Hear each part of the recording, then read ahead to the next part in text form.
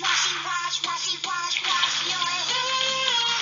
Scrub them while you're singing the song. Wash, washy, wash, washy, wash, wash. Rub your hands and fingers in the places in between.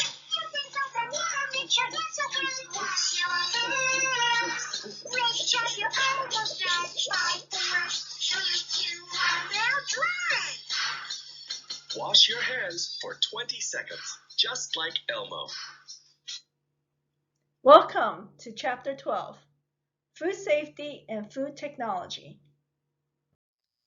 Natural Residue by Professor Tammy. Learning Objectives. Describe natural toxins, pesticide residues, and contaminants in foods. Advances in microbial food safety.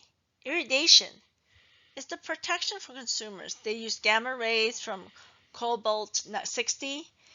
It has effects on foods. Customers have concern, but there's labeling. So you can see this logo. This is the Residue logo. It is the international symbols for foods treated with irradiation. There are other technologies. Microbial testing, it helps improve accuracy of the microbes. Modified atmosphere packaging, also known as MAP, it reduces oxygen and also refrigeration. High pressure processing is also known as HPP, and high power ultrasound and antimicrobial wraps and films. Toxins, residues, and contaminants in foods. Well, we totally don't want to see a fly in our soup too. There are natural toxins in foods like potatoes have solanine, herbs and cabbages have carcinogens, goitrogens, foods with cyanogens, and seafoods the red tide toxin, which is the red algae, and is usually very noticeable because the ocean will look red. If you see that, you should swim away from it. Pesticides, advantages and disadvantages of use. The hazards to consumers is a broad spectrum of poisons. Residues survive processing. Sometimes it's still on the food. Vulnerable infants and children, because of the immature human detoxification system, can be affected. So the lower pesticide is more tolerable versus the higher ones. Proportionally greater food consumptions, children also eat more, but because we have pesticides, a lot of our food survived. EPA sets tolerance level, so we have like rules and regulations in this country how much pesticide and how strong the pesticide can be. And what the people who grow food products can use. USDA and FDA test food samples for compliance. Pesticide-resistant insects. Some insects are beginning to be more pesticide-resistant. And there are some natural pesticides. And there's also organic gardens too. Ways to reduce pesticide residue intakes. Table 12-11, a sampling of natural toxins. So herbs. Belladonna and hemlock are infamous poison herbs. So we have to be careful. A lot of people must say, oh, it's natural, it's okay to eat. You gotta be careful what you eat too. But sassafras contains the carcinogen and liver toxin sulfoid, which is so potent that it's banned from use in foods and beverages. Cabbage.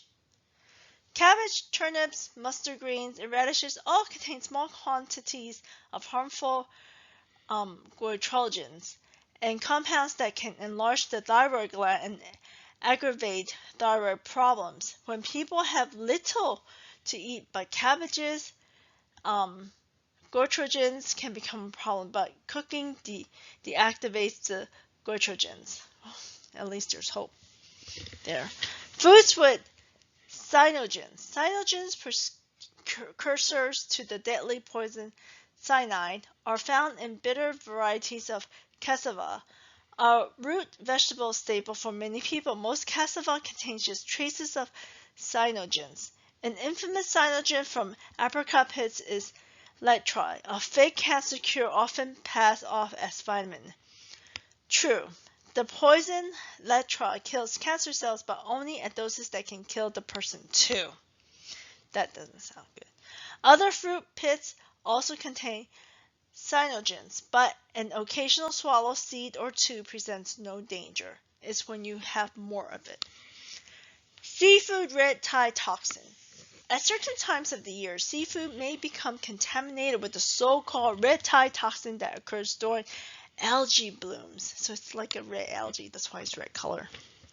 Eating seafood contaminated with red tide can cause paralysis, so that the FDA closes fishing waters when red tide algae appear.